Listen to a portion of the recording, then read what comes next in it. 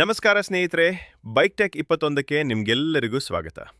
ನಿಮ್ಮ ಬೈಕ್ಗೆ ತಪ್ಪಾದ ಟೈರ್ ಆಯ್ಕೆ ಮಾಡಿದ್ರೆ ಮೈಲೇಜ್ ಕಡಿಮೆ ಆಗ್ಬೋದು, ಗ್ರಿಪ್ ಕಡಿಮೆ ಆಗ್ಬೋದು, ಬ್ರೇಕಿಂಗ್ ದುರ್ಬಲವಾಗ್ಬೋದು ಮತ್ತು ನಿಮ್ಮ ಸುರಕ್ಷತೆ ಮೇಲೂ ಪರಿಣಾಮ ಬೀಳ್ಬೋದು.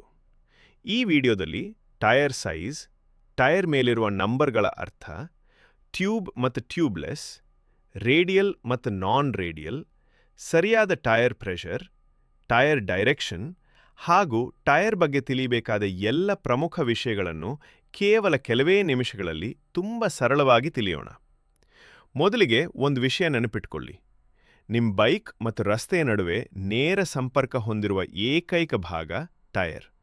ಆದ್ದರಿಂದ ನಿಮ್ಮ ಬೈಕ್ನ ಮೈಲೇಜ್, ಬ್ರೇಕಿಂಗ್, ಕಂಫರ್ಟ್, ಹ್ಯಾಂಡ್ಲಿಂಗ್ ಮತ್ತು ಸುರಕ್ಷತೆಯನ್ನು ನಿರ್ಧರಿಸುವಲ್ಲಿ ಟೈರ್ ಬಹಳ ಮುಖ್ಯ ಪಾತ್ರ ವಹಿಸುತ್ತದೆ.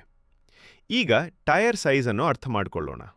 ಉದಾಹರಣೆಗೆ, ಟೈರ್ ಮೇಲೆ 100/80-17 ಎಂದು ಬರೆದಿರ್ತದೆ.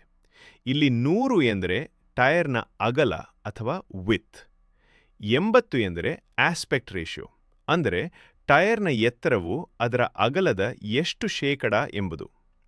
17 ಎಂದರೆ ರಿಮ್ ಸೈಜ್, ಅಂದರೆ ಅಂದರೆ ಈ ಟೈರ್ 17 ಇಂಚಿನ ರಿಮ್ಗೆ ಹೊಂದುವಂತೆ ತಯಾರಿಸಲಾಗಿದೆ. ಇದರ ಜೊತೆಗೆ ಟೈರ್ ಮೇಲೆ ಕೆಲವು ಅಕ್ಷರಗಳು ಮತ್ತು ಸಂಖ್ಯೆಗಳನ್ನು ನೀವು ಗಮನಿಸಿರಬಹುದು. ಅವುಗಳಲ್ಲಿ ಪ್ರಮುಖವಾದವು ಲೋಡ್ ಇಂಡೆಕ್ಸ್ ಮತ್ತು ಸ್ಪೀಡ್ ರೇಟಿಂಗ್.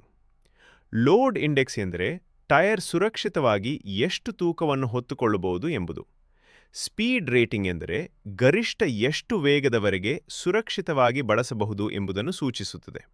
ಹೊಸ ಟೈರ್ ಖರೀದಿಸುವಾಗ ಮತ್ತೊಂದು ಮುಖ್ಯ ವಿಷಯ ಎಂದರೆ ಅದರ ಮ್ಯಾನುಫ್ಯಾಕ್ಚರಿಂಗ್ ಡೇಟ್.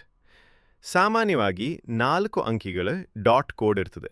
ಉದಾಹರಣೆಗೆ 2524 ಎಂದು ಇದ್ದರೆ ಅದು 2024ರ 25ನೇ ವಾರದಲ್ಲಿ ತಯಾರಾಗಿದೆ ಎಂದರ್ಥ.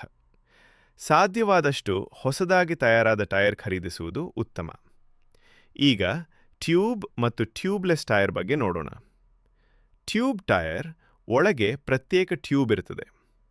ಟ್ಯೂಬ್ಲೆಸ್ ಟೈರ್ನಲ್ಲಿ ಪ್ರತ್ಯೇಕ ಟ್ಯೂಬ್ ಇರುವುದಿಲ್ಲ.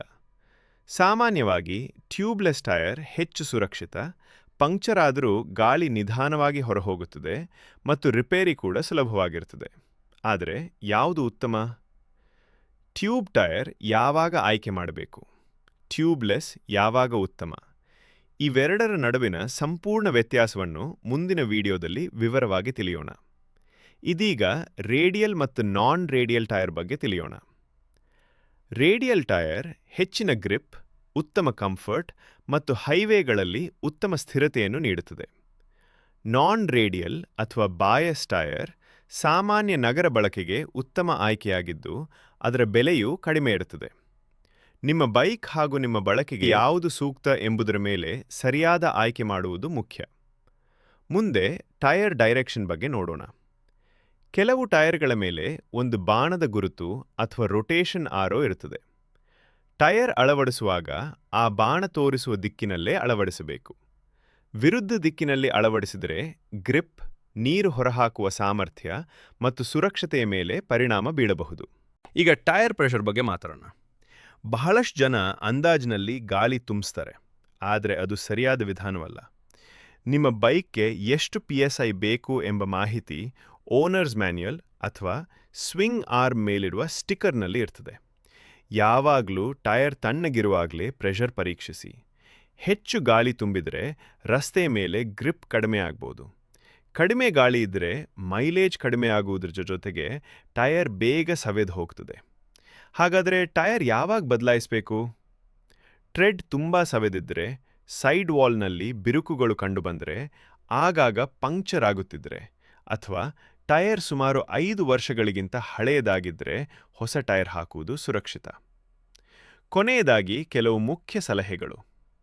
ವಾರಕ್ಕೊಮ್ಮೆ ಟೈರ್ ಪ್ರೆಷರ್ ಪರೀಕ್ಷಿಸಿ. ಅಗತ್ಯಕ್ಕಿಂತ ಹೆಚ್ಚು ಭಾರ ಹಾಕಬೇಡಿ. ಹಾಳಾದ ಅಥವಾ ಹೆಚ್ಚು ಸವೆದ ಟೈರ್ ಬಳಸಬೇಡಿ. ಯಾವಾಗಲೂ ವಿಶ್ವಾಸಾರ್ಹ ಬ್ರ್ಯಾಂಡ್ನ ನಿಜವಾದ ಟೈರ್ಗಳನ್ನೇ ಖರೀದಿಸಿ ಮತ್ತು ನಿಮ್ಮ ಬೈಕ್ಗೆ ಕಂಪನಿ ಶಿಫಾರಸು ಮಾಡಿದ ಸೈಜ್ನ ಟೈರ್ ಬಳಸುವುದನ್ನು ಮರೆಯಬೇಡಿ. ಈ ವಿಡಿಯೋ ನಿಮಗೆ ಉಪಯುಕ್ತವಾಗಿದ್ದರೆ ಲೈಕ್ ಮಾಡಿ, ನಿಮ್ಮ ರೈಡರ್ ಸ್ನೇಹಿತರ ಜೊತೆ ಶೇರ್ ಮಾಡಿ. ಬೈಕ್ ಟೆಕ್ 21 ಅನ್ನು ಸಬ್ಸ್ಕ್ರೈಬ್ ಮಾಡಿ, ಏಕೆಂದರೆ ಇಂತಹ ಸರಳ ಮತ್ತು ಉಪಯುಕ್ತ ಬೈಕ್ ಮಾಹಿತಿಯನ್ನು ಕನ್ನಡದಲ್ಲಿ ನಿರಂತರವಾಗಿ ತರುತ್ತಿದ್ದೇವೆ. ಮುಂದಿನ ವಿಡಿಯೋದಲ್ಲಿ ಟ್ಯೂಬ್ ವರ್ಸಸ್ ಟ್ಯೂಬ್ಲೆಸ್ ಟೈರ್ ಬಗ್ಗೆ ಸಂಪೂರ್ಣವಾಗಿ ತಿಳಿಯೋಣ. ಅಲ್ಲಿಯವರೆಗೆ ರೈಡ್ ಸೇಫ್. ಧನ್ಯವಾದಗಳು.